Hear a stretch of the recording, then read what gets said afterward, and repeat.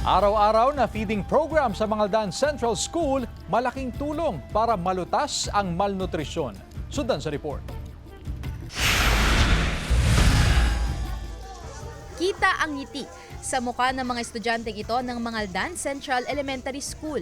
Tuwing umaga kasi, nakatatanggap sila ng pagkain na bahagi ng school-based feeding program. Nakakatulong ito dahil nag-e-excel sila. Nagiging healthy, mas malakas sila ngayon. Tsaka hindi yung parang manghihina sila pero may active sila. Nasa 553 severely wasted at wasted na mga mag-aaral sa naturang paaralan.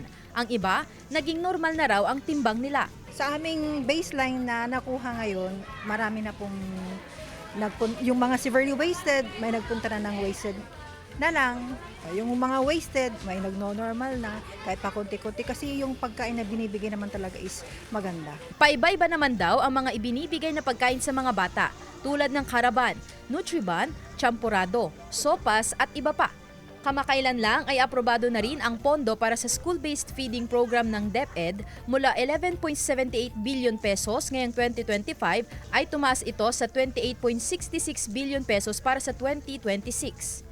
Magandang hakbang daw ito para sa mga paaralan. Dagdagan na lang po yung mga ibang nutritious products po, mga goods na ibibigay po sa ating mga learners para mas lalo po silang maging healthy.